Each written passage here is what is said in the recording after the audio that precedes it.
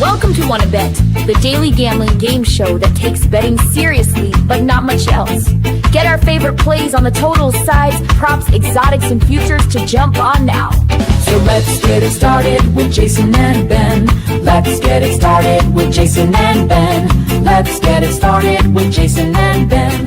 Something constant chemicals about the constant failing on. Let's get it started with Jason and Ben. Let's get it started with Jason and Ben. What's going on, everybody? Oh, bad cropping job by me. Let's see if we can fix that right there. It's weird the angle that this laptop now sits in for it like not to show. I don't know. It doesn't look like it would be reflective of my basic geometry. Thinking back to like 7th grade, it feels like at the angle that this is at, it would be shooting me in the chest. Yeah. I mean, not that I'm a human protractor or anything like that, or that I've even thought about geometry in a long time. But anywho, welcome to Wanna Bet. I'm Jason. That's Ben.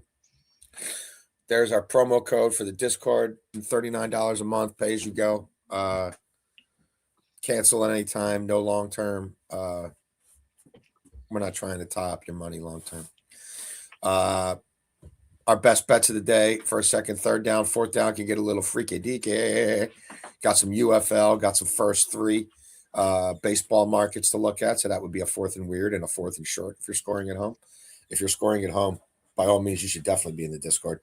And over time, we will continue talking about NFL draft futures markets. And today we will talk about O-line, really particularly one offensive line prospect who I think is being given short shrift from Mock Draft Nation. As always, we start every show by showing our work from last night. MLB, not very, very good to me, Beltway Ben. I basically refrained yesterday, except for taking a shot on the Devers home run. He didn't get as many cracks at Bassett as I would have liked. They went to the lefty as they should have. And the Wolfman, who comes out to Billy Squire. God, wow. Wolfie's like my favorite Orioles reliever since Shane Baz now. Or not Shane Baz. The guy they got from Tampa Bay who had the mullet. I've got his jersey. Chaz Rowe. Chaz Rowe. Yeah. Chaz Rowe had a magnificent mullet. And they sold his like game used jersey in the team store for like $65 after he left. So I was like, I'm getting one of them. It's pretty amazing how sometimes you can go and get like, you know what I mean? Official team license stuff for less money than it would cost you to go to Fanatics and try to make up your own Chaz Rowe jersey. Right. Have you ever run into that dynamic? Oh, like that same day I walked out of that store. Now this was in the depths of the rebuild. I can't remember. I bought one from my brother-in-law because there was some fringe Oriole who he really liked. And I got him Row too. I got a Row home and a Row road for like $100 or maybe it was $125, but it wasn't. I was like, are you kidding me? I have like a vintage Xavier Avery, a BP jersey from like, I thought he was going to be the next big thing. I was a huge fan of Xavier Avery, but it was like very, very cheap. I remember I got it. I think I got it at FanFest when I was in high school. But yeah, I have a Xavier Avery one. So anywho, look, Fulham had, 10, 8 legitimate scoring opportunities. They must have had 12 corners. They missed at least 3 absolute square-on dead sitters, either on a guy's preferred foot, in this case the right, or on a guy's preferred head, as in the one head they have. They didn't have any 2-head cyborgs out there. Missing free headers. I wish he would have got Raul in the game sooner to finish one with his head with all the corners that they got. So that killed. Brighton won easy. I can't believe Fulham couldn't find the net in that game. Liverpool was dying to give one up. Dortmund played like shite. They did get some chances in the second half. Gyasi missed a free header. Gyasi missed another great chance inside the 6. And then look, lacrosse, we've been great in lacrosse all year. And High Point was a no sweat, and Maryland was a curb stomp. I also liked Ohio State to beat Johns Hopkins, which they did 7-6 at home. Hopkins on the road, no bueno. Hopkins at Homewood Field, real bueno. I screwed that up in the Discord. I'm surprised I've only done that one time in 2 months, but I did do it. Yeah, and I'm staying away from NBA, and I'm being real careful in MLB.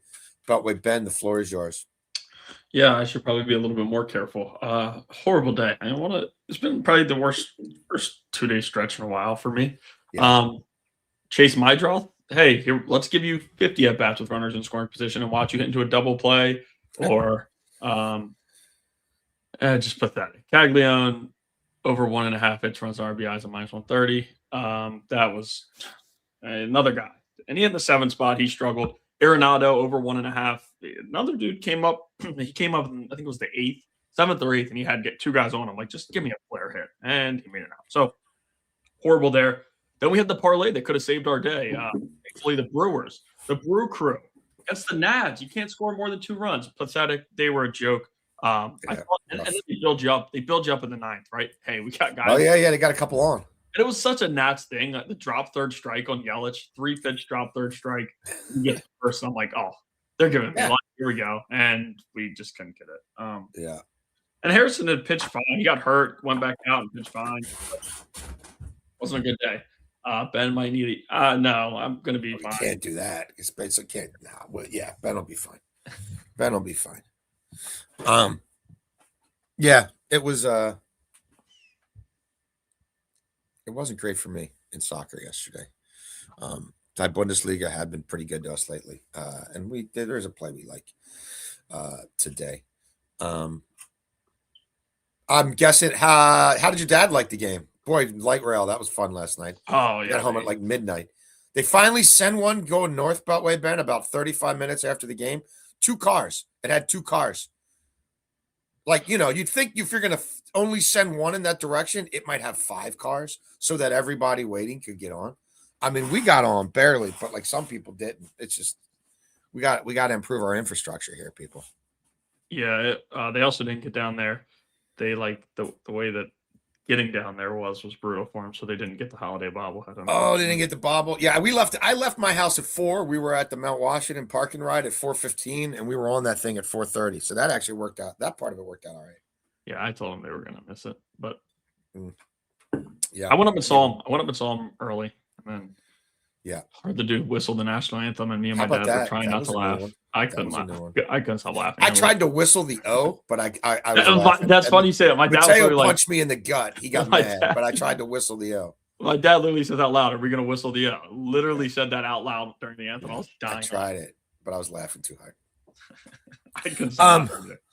Yeah, there we go. Did Dad? All we need is one Pid Rodney. Did that come up? And I didn't hear the song either. It was. You haven't heard Rudy Can't Fail? No, that's on me. At some point this week, I'll get to it. You know what, Ben? If you do that, it might get me out of. Yes, that's true. That is true. Let's approach it open-minded. That's driving down to the ballpark. Just go into the whatever to Spotify. Say the Clash, Rudy Can't Fail. However, it's a good way to look at it. That's a very I listen good to CDs and stuff. I'm really messed up, but yeah, I think you could do that. Yeah, you can do it on your phone. You probably just tell your car, play me the Clash, Rudy Can't Fail. Right. And then you could probably say, now change the lyrics to Rudy Gobert. I don't know. Well, AI can't do that. AI will do it, but I don't know if Siri will. Right. Gotcha. I'm not in love with Siri, but I am in love with a model. We'll get to that in third down. All right, Beltway Ben. First down for me, like I said, I'm not going crazy in the MLB at all. I do like the Pirates, formerly known as the P-Rots, but they're good now. So they're not P-Rots anymore. They're Pirates. I don't like the Cubbies. I'm not a Jameson Taillon guy. If you just look at his numbers right now, they don't look horrible. I am buying Bubba Chandler. And the Pirates, they're just playing good ball, and this ballpark suits them. And for plus money, I mean, I don't know, what's the Cubs superpower so far? I don't see one. They're familiar with Taillon. I think this is a nice spot to get some plus money. With the Pirates and one of their young, emerging, well better than average starting pitchers on the mound. First out for me, I'm going to play LeBron James. It's a big number. I get it. But we're getting good value at plus money, and I'm going to take a chance again. I'm drowning in a lot of stuff, so why not take a chance here with LeBron? They are playing for a little bit of something, right? That 4 or 5 seed, however you want to do it. Would you rather play the Rockets and get the 4, or the get the 3 and play the 6 who are the Timberwolves. I'm not sure, but I do think LeBron is going to be able to dominate against a Jazz team that doesn't defend. And this also isn't them playing a chance to play in the play-in on Tuesday and them saying, all right, we need to give LeBron a break. LeBron's going to get a week off. We know the NBA takes a week for the non-playing guys. So LeBron getting a week off, to me, means they want to get him out there for 4 quarters and let him run. Like, this dude's older.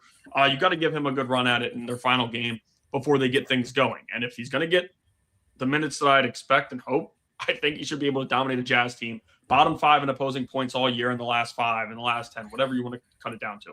Bottom 5 in opposing rebounds. Bottom 5 in opposing assists. They're just not a good defensive team. They know the tank is on. They're doing everything they can to lose these types of games. And LeBron, like I talked about the triple-double with him. He gets close, especially now that I'm saying I think he's going to play the majority of the game because they want to get the break net like for the week. He's going to chase it. So we'll get to that a little bit later. But I do like LeBron James for 45 plus. And it's a big number for LeBron, especially a dude who's averaging 34. But you take out Luka, you take out Reeves. It's a really, really good opportunity. And he likes throwing guys open, so the assist should be there. He'll grab every board that comes near him. And LeBron still can take games over scoring. Don't forget about that. So I like him for 45 plus points, rebounds, and assists at plus 104. Excellent. Second down. Let's go to die Bundesliga. Undav. I want to do my Undav dance today. Sprachen Sie Deutsch?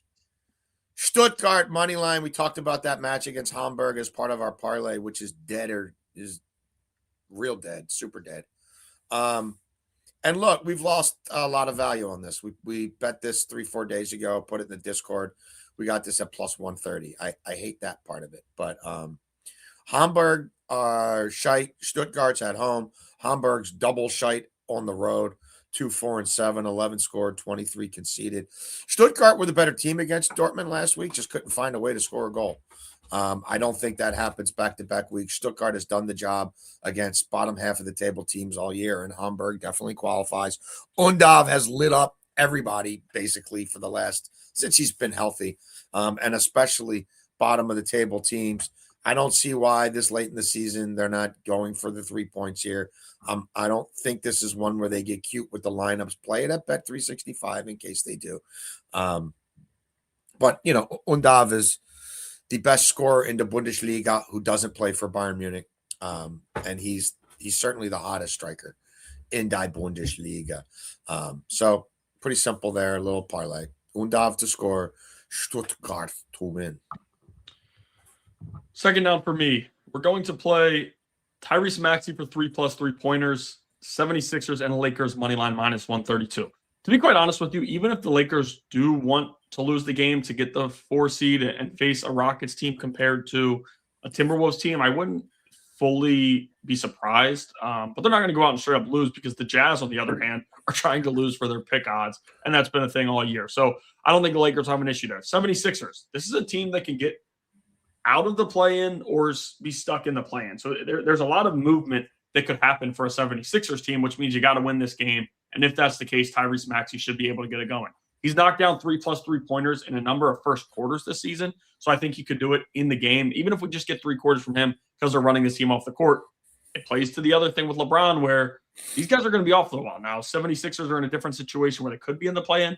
But I do think we'll see Tyrese Maxey, on the court a lot. We've seen Nick Nurse ride him a bunch. And even if he doesn't play the fourth quarter, Nurse has, played him 22 or 32 minutes through the first. Like he plays a lot of minutes through the first 3 quarters in general because Nurse doesn't like taking him off the court with how young he is, especially when you have some of the older vets like Paul George and those guys. So there's going to be opportunity for Maxey to knock down a lot of threes. I think he gets it. So Tyrese Maxey 3+ 3s, and his number's 4 plus money, but I brought it down to 3 and then added 2 money lines to get a fair price.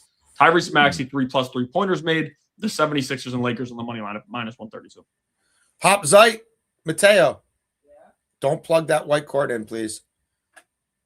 Don't play with the white cord. Let me finish this. It'll be like 12, 15 minutes tops. Thank you. Danke Shane. You can play on the Wi-Fi. Don't play on the white cord. Okay. Not sure what he said, but it probably wasn't good. And it's probably for the best if the mic didn't pick it up. we're sitting there waiting for that light rail last night, and he's dropping F-bombs left and right, and these older people around me are just, I can't, like, they're like, they literally, like, they were turning pale as a ghost, like that, and they wanted to say something so badly, and I was hoping somebody would, and I just was, I was just going to be like, hey, there's so much going on in the world. Yeah. My biggest problem with this 14-year-old is that he drops F-bombs. I'm a freedom of speech guy. I really don't care. It's hard for you to get me real upset about curse words. I don't care. I love the that. biggest problem with the the same kid. way. I don't care. And he's really good about not doing it at school. And like, He knows where the cuss doesn't matter. If that offends you, then take a look at the world, and why don't you get your priorities straight? I was shocked. As long as we kept waiting for this light rail, I was shocked. I mean, the looks said a lot, but yeah. Third down, Beltway Bend. Let's get a little freaky in the NHL. We're going to go to the alt markets here. We're going to play the Ducks, laying 2.5 at home to Vancouver. Hey, Vancouver losing to San Jose last night, went out and got the win in a shootout. But you know what that means? Their legs are even more tired. They had to play an extra 20% of a period. Plus, their main scorers had to go out and then exert themselves in a shootout. They did win. Now they got to travel, though, to Anaheim. Anaheim hasn't played since Thursday. Anaheim's playing really good hockey. And if you look at Vancouver's last 13 losses on the road, Beltway Bend, 10 of them are by 3 goals or more. When the bottom starts to collapse on the road, it usually collapses all the way. This is an early start out there, 8 p.m. Eastern, 5 p.m. on the West Coast, so it's an even tougher turnaround for Vancouver. The schedule does them no favors. Anaheim's making a playoff push, and this is just a spot, I think, to pound Vancouver, and we're running out of time to pound Vancouver. So we're going to pound Vancouver. My model, who I'm in love with a model. I mean, she wasn't espousing this. Like, I'm not going to sit there and say the model was like Anaheim minus 2.5, but the model spit out enough stuff that I was like, you know what? Let's go for the plus 140 here. And you can still get, I mean, look, if this is close enough that it's 2 goals late, Vancouver's going to pull the goalie. So you're going to have an opportunity at the third goal. Third down for me, we are going to the Red Sox on the money line at minus 122, the most fair price that we'll get. Again, scuffle in the MLB, but I'm going to go right back to it. I'm not buying the Cardinals. Bloom told you everything that they believed in the offseason was to suck, and they're going to tank, and they're not going to be very good. Now, today they got Palante on the mound, which is why we're getting this type of price. And Bayo's on the mound for the Red Sox. He hasn't been very good. Palante's been a dog, but the matchups haven't been amazing. It's a Mets team that was scuffling at the time, and it's just like Bichette hadn't had a hit yet, and that's year 8. They were in a weird spot for the Mets. And then the Nats, we could talk about the Nats a lot. But he has pitched good. You have to pitch against who you are. The stuff looks good. He's very good. I do trust this Red Sox team to get to him a little bit, whether it's 2 to 3 runs. And then that bullpen. Like, Jojo Romero is not the guy that he was the past few years. He's been struggling a little bit. And that's what happens when you move a closer out of the closer role, especially with how he was doing. Now he's coming in like the 6th or 7th inning. He's probably due that they're going to flip at some point. But I'd expect the Red Sox to be able to get to Palante just enough to win this game. Bayo hasn't been good whatsoever. They signed him too early, just like they did Christian Campbell. Both of those are kind of blowing up in their face. But Bayo's a dude who's been there, done it before. This team needs to get on a little bit of a roll. We were on them yesterday in the parlay, and again, Brewers screwed us. But they came out and did well hitting the ball, and they were also able to hold that offense down a ton. I think it continued today. Like, and by the way, Jordan Walker, remember we were talking about him a bunch during I'm sitting on some 2020 Bowman's. Look, I'd love for him to become a thing. I got some PSA 10 refractors. Let's go, Jordan Walker. I'd also love for Vegas to have given us odds on the player, but of course you know how it works. You hide some of the up and comers and just give us all the kind of stale dudes. But whatever. Red Sox on the money line at minus 122. Want to get freaky first, probably, man? Yeah, it works. A lot of freaky stuff happened in the UFL. We had a game ending on a penalty last night. Did this make its way onto your? No. You should Google this. I guess they have some arcane rule where if something happens in like literally the game ended on a penalty call in the end zone. So that got some bettors obviously upset. Right. And then the one of the coaches got a DUI the night before the game. So I guess my buddy Todd Haley's got to coach this game now. That was on my radar. And we totally unrelated. We talked about the UFL last week. Talked about some season trends, and one that I really like is Birmingham under, which hit again yesterday. 42.5 is a decently high number for that league. Birmingham, AJ McCarron, first time head coach, very conservative. They're not running up the score. They don't seem to be. They want to play to their defense. They don't seem to be concerned with their passing stats, and they do have a good defense. St. Louis, they've scored 15 points and 16 points in their 2 games this season. Birmingham's played 12 games regular season in the last 2 years. 8 of them are under this total. Birmingham games this season, 28, and then 42 last week. That was with Houston scoring 22 on them. I don't think St. Louis is scoring. I mean, unless they get a defensive touchdown here, I don't think they're scoring much. I think we see some field goals in this game, and we're comfortable with the under. So that's a little weird for you.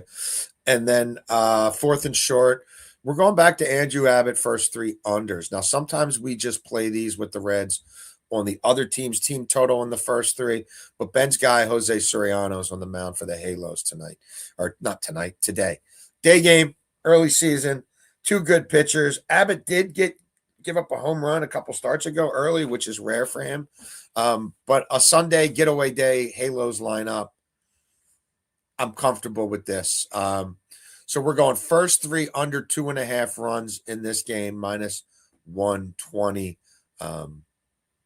I thought about getting cute here and going almost sort of parlaying, well, which they won't let you do. I'd have to give them out individually. But like looking at a Nerfy and then looking at no runs in the second inning and no runs in the third inning and trying to get cute with that. And at some point this season, I'm sure I will do that. But right now, MLB is kicking my ass, so I didn't think this was the time or the place. But Andrew Abbott, come on, baby. Do your thing. And Soriano, you do your thing too. Oh, muted. Fourth down for me, sorry. Fourth down for me will be 4th and long, and it's going to be a half unit play. I'm going to give out another play that I like that I'll get to in a minute. But LeBron James for a triple-double. I told you guys we were going to be on it earlier. Not great odds, especially for LeBron at this point in his career. But when you have a matchup with the Jazz, the Wizards, teams in that kind of stratosphere, that's where we go. We're going to play triple doubles, and it's been good for us. Now, the Jazz are a team, and I'm hoping it happens today.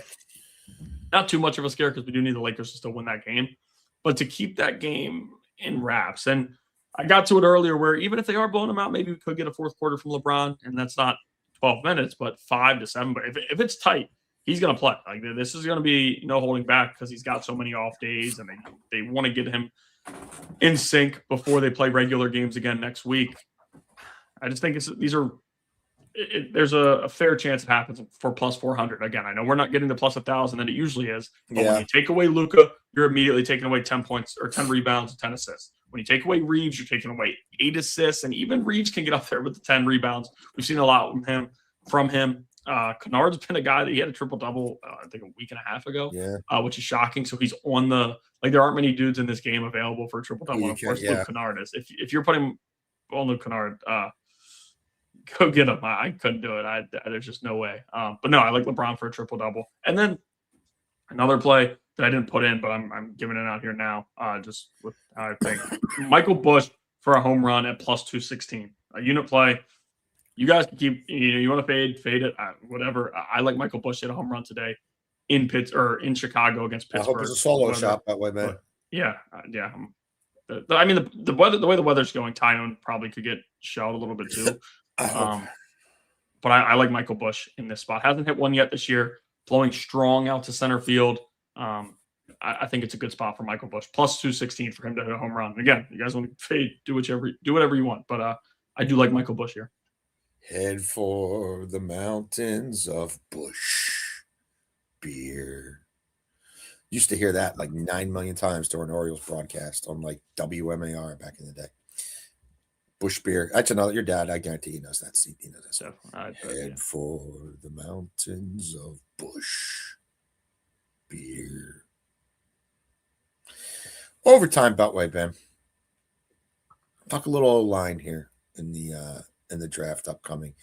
I'll be interested to see in the next 5 days or so what the people who talk draft year round and do 5,000 mock drafts, if they come around and you start seeing Caden Proctor not being mocked, like somewhere from like the Lions at 17, which there's no way he's getting past the Lions at 17, by the way, to like somewhere in the mid 20s, like as a, I don't know, Howie Roseman's latest value play or whatever. I don't think that's the reality of the situation here. I think he's the best pure left, and this isn't when I don't pretend to be a value. People, my guys, think he's the best left tackle. Like, and it's not like I'm going and calling somebody saying, "Do you think Caden Proctor's the best left tackle in the mock drafts?" Just start representing it. It's like, hey, let's talk position group. You got 20, 30 minutes? Yeah. All right. How are you stacking pure left tackles? Like, I don't want to talk offensive line as a whole. How are you stacking pure left tackle? Everybody's got Caden Proctor number one. Ahead of Fano, ahead of. Okay, well, why don't I see him reflected that way? Well, because teams probably don't want to see it reflected that way. Well, what's everybody? What's the knock? What am I missing? Like when you were on campus, what did they tell you about this kid that scared you, or that would scare the Daniel Jeremiahs of the world? Because like everything I've read about this kid and everything, when I just talk about pure evaluations, people love his footwork, they love his size, they love his coordination, they love his natural pass protecting instincts, they like his physical mentality. Like, I'm like, what am I missing? Oh, well, he's 390 pounds. Yeah, but wasn't that like 18 months ago? Like, wasn't that? Yeah. Like, Alabama crapped all over him this time last year. But of course, they're also pushing the draft eligible kids at that time. So that's serving two purposes. But like, yeah, he got really big and like he's made some corrections and they love him. And he's a great kid. I'm like, so I'm not missing. There's no off the field stuff here.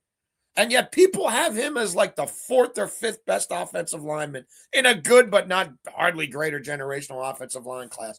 And you're telling me that like people like Andy Reid who are picking that high and they never pick that high and who's trying like hell to get Trent Williams, but he might not be able to get Trent Williams. Like you're telling me he wouldn't.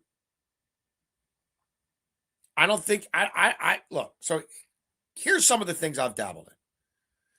I find it interesting that DraftKings, who's been all over this stuff the most and has the most out there, will not give you Proctor to go in the top 10. They're not offering that market. Now, you can find anything you want in Calci. And FanDuel, who has a very limited sample of what's available to this point, will give you, and I got on, plus 850 Caden Proctor to go top 10. I also like Kansas City Chiefs first pick offensive line plus 250. That's pretty much anywhere. And I am very intrigued by, it's not an official play, but Caden Proctor 12-1 to be the first offensive lineman taken. The kid from Miami, they think is more of a right tackle. Like, I don't know anybody who says if you need a plug and play left tackle now, who like even if you're Baltimore and you want to play guard for a year and then replace Ronnie Stanley, he just checks too many boxes. The program, the lineage of the program. So I think Caden Proctor is being misrepresented by Mock Draft Nation. And somebody, I'm guessing, in the next week is going to do a mock that puts Caden Proctor in the top 10. And you know what's going to happen to that plus 850 when that happens? It's gone. It's gone. Just like getting 2-1 on somebody other than Arvell Reese to go second overall. Now, that doesn't look. It might come around. It might be Arvell. I'm not telling you that it's absolutely going to go the way I think it's going to go.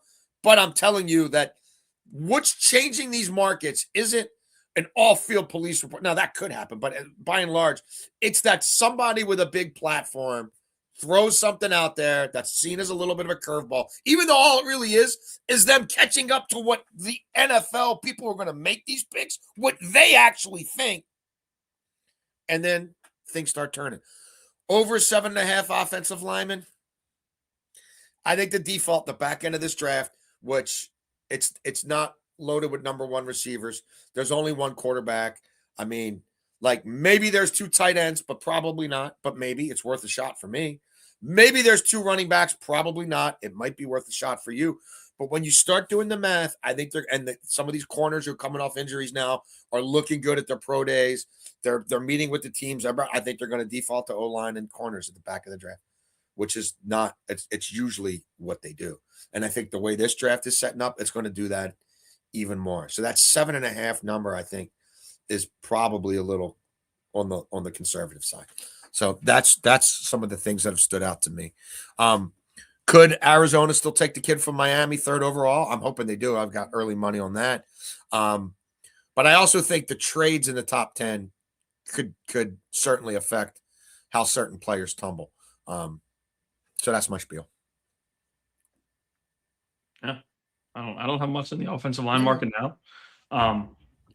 Like the Ravens to draft an offensive lineman, add a little bit of plus money when it comes out. I'll probably play because I think that's all. I think not all that's happening, Beltway, Ben. Yeah, I think that's happening. I think they're going to be in an amazing. I think they're going to have their pick of 3 guys, and it's like, do we want a Pro Bowl guard? Yeah,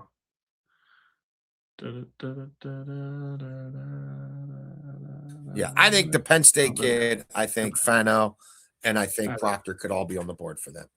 What do I think they would do? Go to Ravens on SI. Go to Ravens on SI.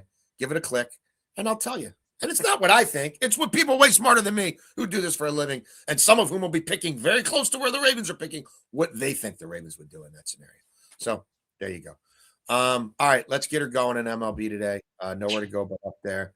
Beltway Ben, we're fully transparent. There is no bylaws of this show. YouTube doesn't have a directive that we have to put up the scoreboard every day. We decided that we want to do it. Also, dude, you've paid what you want. Where were these messages when the first week when it was rolling? Come on. I would just look. You stay. Look, I'm not telling you to bet everything that I exactly. bet. We're coming. That's why we put the scoreboard up. Right. We're giving you fade alerts, fade insurance, whatever you want to call it. Couldn't be more transparent.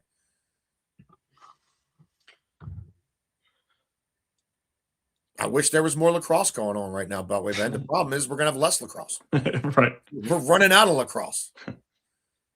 At least we have NBA playoffs. Yes. That's and NHL playoffs. And yeah, we got PLL though. Less lacrosse now, but PLL starting next month. So the Masters wrapping up here today. Yeah, I guess what's his face fell there. Who was that? I remember we were having some food before the game, and somebody had like a 5-shot lead, and then Sharky's like, "Yeah, he's not the leader anymore." Rory, him and Cam Young are tied. Cam Young, I put in the Discord. It was between him and Victor Hovland. I ended up playing Hovland top 20, and he's like plus 700 now. It's probably not going to happen. But Cam Young, I don't know, stuff I was reading on him coming in looked pretty good. He's plus 260 to win right now. I might play it. I also bet Scheffler yesterday at minus like 130 to be top 5 because Scotty Scheffler's the best golfer in the world, and it's minus 164 now. So hopefully he can keep it rolling. Ooh. And also like plus 820 on the best golfer in the world to somehow go on a little bit of a run and win it. Right. Interesting. I won't be watching none of that today. No, I'll be watching a lot of baseball, but I'll have it on still. Cool. All right, that is the show. We appreciate you guys tuning in. You can find us on the Gmail. There you go, Beltway Ben. Want to bet with us at gmail.com. You can find us on the Discord pretty much all the time. We get an alert anytime anybody puts a message in there. So your game time's coming close. You have a question about, well, would you do this? Would you do that? Also, if it's something that I've done no work on, like somebody asking me about La Liga, I'm going to tell you, I'm not going to, I don't know what to tell you on that one because I've done no work on it. But you're asking about the Hoff. I like the over. I don't love it, but I like the over in that Hoff match. So we keeps it real. Beltway Ben, tomorrow, what are we thinking? 11 normal? Do you have a weird schedule? Yeah, no, 11 should be good. All right. I think that's good with me, at least for now. If that changes, I will let you know. Thanks for tuning in. You want to bet. We want to bet. Maybe I bet that tomorrow, Beltway Ben at least gives Rudy Can't Fail 6 lobsters out of 10. And that his dad's face lights up when he asks him about when Beltway Ben walks up to dad see him before and says, Papa Hall, all we need is one pin, Rodney. That he embraced, that he hugs you. Says, you had me at hello. I don't think I'll do that, but Maybe, If he's watching the show, Papa Hall, if you're watching the show, you know what to do. he did bet Devers home run yesterday. I get up to my seat and he's like, Did he do it? Did he do it on the Calci? Well, I think the third time when Bassett was running out of gas. I mean, I was surprised. I'm sitting there with Sharky. I'm like, I'd get a lefty up here. I'd have a lefty up this. And I was surprised Alvarez did it. I was surprised he did it. Yeah, I get up to my seats. I'm like, do you want to bet? Because he usually runs. He's like, oh, no, I didn't get it today. But he's like, I like Devers. I'm like, oh, Jason was on it too. There you go. So over at bat, I'm sitting there like, oh. As soon as he got that first hit, I'm like, I should have just done Devers. Yeah, like freaking run. Hits, runs, RBI. Hits, runs. Yeah. Right.